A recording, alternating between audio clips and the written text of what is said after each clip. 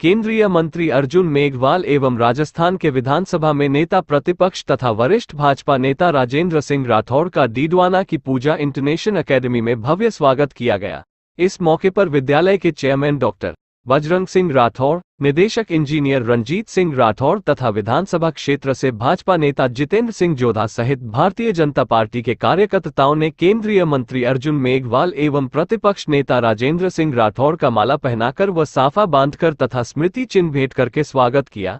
इस अवसर पर मीडिया से बातचीत करते हुए नेता प्रतिपक्ष राजेंद्र सिंह राठौड़ ने कहा कि कांग्रेस के पूर्व प्रदेशाध्यक्ष एवं प्रदेश के पूर्व उप मुख्यमंत्री सचिन पायलट ने अपनी ही सरकार पर सवाल खड़े कर दिए हैं और 11 अप्रैल को जयूपा में शहीद स्मारक पर एक दिन के अनशन पर बैठने का निर्णय लेकर अपनी ही सरकार को कटघरे में खड़ा कर दिया है। सुनिए क्या बोले राजेंद्र सिंह राठौड़।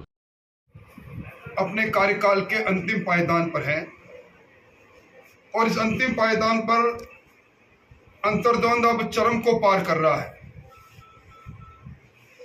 राज्य के पूर्व उप मुख्यमंत्री, प्रदेश कांग्रेस कमेटी के अध्यक्ष सचिन पायलट ने 11 तारीख को अनशन पर बैठने का ऐलान किया है और अपनी सरकार को कटघरे में खड़ा करने का काम किया है।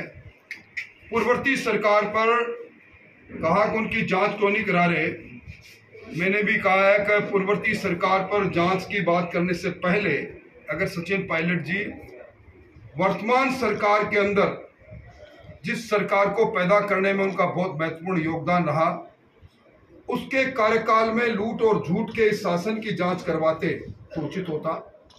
ये वो सरकार है जिसने अडानी, जिनकी चर्चा मुख्यमंत्री जी करते हैं, प्रधानमंत्री जी पर आरोप लगाते हैं, उन अडानी जी को आरटीपीबी एक्ट की धज्जियां उड़ाते हुए 1042 करोड़ का सिंगल कोयले का टेंडर दिया। 18,000 मैट्रिक टन का कोयला, अब तक का सर्वाधिक महंगा कोयला खरीदने का काम सरकार कर रही है। ये वही सरकार है जिन्होंने किसानों को बिजली के कनेक्शन देने के लिए टंकी योजना लेकर आए और 1600 करोड़ रुपए का घोटाला हो गया, 6 बार निविदाओं में बदल दिया। ये वही सरकार है जिस सरकार ने भारत सरकार के जल जीवन मिशन के अंदर 10,600 करोड़ के टेंडर, उसमें ऐसी शर्तें रखी कि टेंडर की प्रीमियम से 66% ज्यादा टेंडर की राशि आई और उसका घोटाला अब आमने सामने है।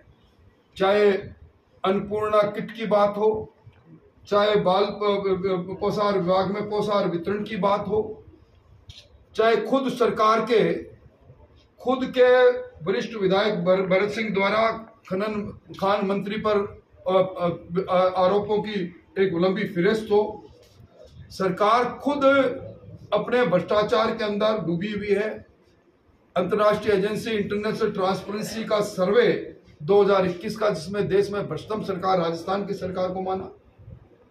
सरकार के खुद के मंत्री कहते हैं कि विश्वेंद्र सिंह जी ने कहा कि हमारी सड़कों में इतना भ्रष्टाचार है कि गर्भवती महिला का बच्चा गिर जाए, इस प्रकार की बातें उन्होंने कही।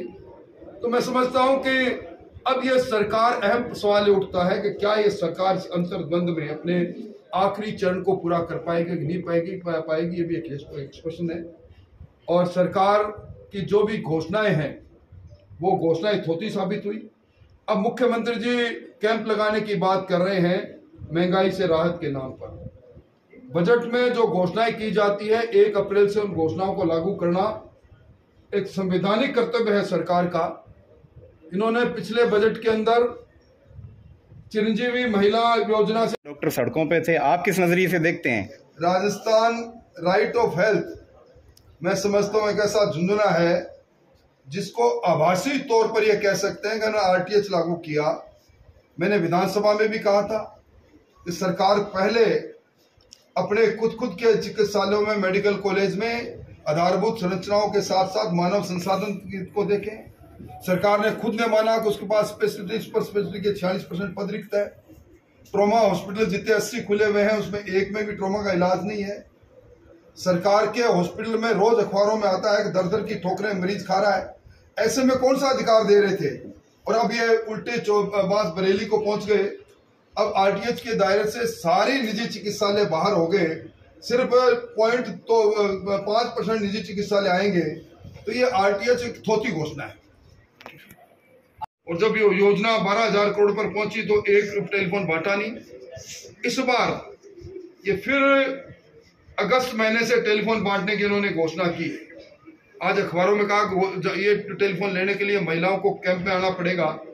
ये सरकारी धन का दुरुपयोग करके वोट की फसल काटने की बात कर रहे हैं। कोई भी योजना बजटीय घोषणा इनकी पूरी नहीं हुई। इस सरकार का जाना तय है और सरकार अंतर्द्वंद में डूबी हुई है। सरकार के पूर्व मुख्यमंत्री, पूर्व प्रदेश अध्यक्ष का धरने पर बैठना सरकार की उल्टी गिनती गिनने का संकेत दे रहा है। आप चिकित्सा मंत्री रहे हैं। कांग्रेस सबसे शर्मनाक हार होगी।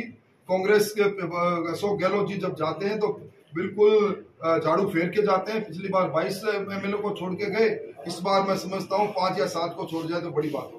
थर्ड फ्रंट के बारे में कुछ? थर्ड फ्रंट राजस्थान में मतों का ध्रुवीकरण हो चुका है। थर्ड फ्रंट की कोई गुंजाइश नहीं।